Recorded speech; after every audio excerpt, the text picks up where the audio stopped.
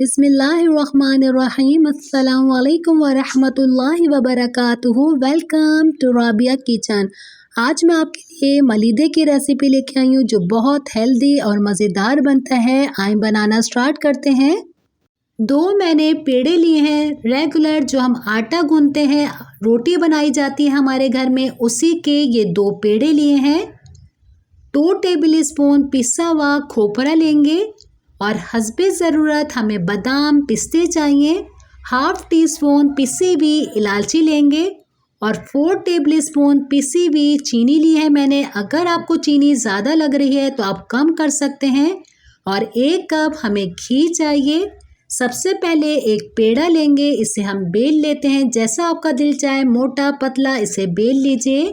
और हमारा तवा जैसे ही गर्म हो जाएगा इसे हम डाल देते हैं। और एक साइड जब इसकी सीख जाएगी तो इसका साइड मैंने चेंज कर लिया है। अब हल्के से हल्के हाथ से एक कपड़े की मदद से इसे सेक लेते हैं। और आप देखें, मैंने दोनों रोटियां बनाकर पहले तैयार कर ली हैं। एक नाइफ की मदद से या पिज़्ज़ा कटर की मदद से इसे हम काट लेते हैं। और मैं इसके 4 पीस निकाल रही हूँ। अगर आप इसके ज़्यादा पीस करना चाहें तो बिल्कुल कर सकती हैं। और आप देखें, मैंने इसको 4 पीस से काट लिया है। ये अच्छी तरीके से हमारी कट चुकी है। और एक साइड पर मैंने पैन भी गरम रखा है, इसी के अंदर हम 1 कप घी डालेंगे।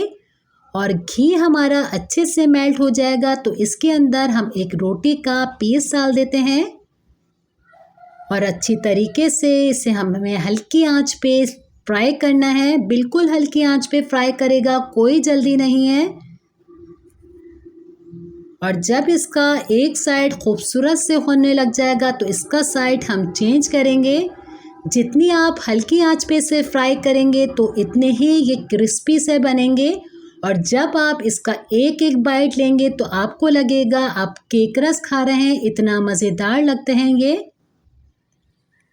बिल्कुल ये खाने में मलीदा जैसा नहीं लगेगा, ऐसे लगेगा आप केक रस का चूरा किया है आपने। और ये देखिए हमारे दोनों साइड कितने खूबसूरत से लग रहे हैं। ये दोनों तरफ से फ्राई हो चुके हैं और मैं सारे ही ऐसी तरीके से फ्राई करके निकाल लेती हूँ। इसे हमने निकाल लिए हैं। एक चॉपर के अंदर या जूसर के अंदर हम इसे डाल देते हैं और अच्छे से पीस लेंगे। और ख़ास ख्याल रखिएगा, चॉपर या जूसर हमारा गीला नहीं होना चाहिए, बिल्कुल ड्राई कर लिएगा उसको, जब भी इसके अंदर क्रिस्पीपन आएगा, वरना बिल्कुल सॉफ्ट हो जाएंगे ये।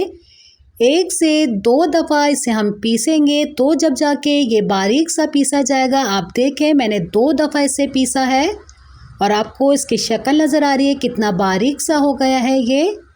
इसी के अंदर हम 4 टेबल स्पून पिसी हुई चीनी डालेंगे। मुझे मीठा ज़्यादा पसंद है, इसलिए मैं 4 टेबल स्पून डाल रही हूँ। और अच्छी तरीके से इसे हम मिक्स करेंगे। बहुत अच्छी तरीके से मिक्स कीजिएगा कि सारी चीनी हमारे सारी अच्छी तरीके से इसके अंदर कोट हो जाए। और इस रेसिपी को ज़रूर बनाएगा, बच्चों की तो फेवरेट है, इतनी मज़ेदार सी रेसिपी बन रही है ये। और इसी के अंदर मैं 2 टेबल स्पून पिसा हुआ खोपरा डालूंगी और 1/2 टीस्पून खुशबू के लिए इलायची पाउडर जाएगा इसके अंदर। इसी के अंदर बादाम और पिस्ते डालेंगे, कुछ मैंने बचा लिए हैं जो हम ऊपर से डालेंगे। और इसे अच्छी तरीके से हम मिक्स कर लेते हैं। आप इस रेसिपी को बना के ज़रूर एंजॉय कीजिएगा, बहुत मज़ेदार सी बनती है। ये अच्छी तरीके से मिक्स हो गया है, इसे हम प्लेट में निकाल लेते हैं। और ये देखिए हमारे मज़ेदार सा मलीदा तैयार है। इसके ऊपर हम बादाम पिस्ते और डालेंगे। उम्मीद करती हूँ आज की आपको मेरी वीडियो अच्छी लगी होगी। इंशाल्लाह मैं नेक्स्ट रेसिपी के साथ दोबारा हाजिर होंगी। अपना बहुत ख्याल रखिएगा, मुझे भी अपनी दुआओं में याद रखिएगा। अल्लाह हाफ़िज़।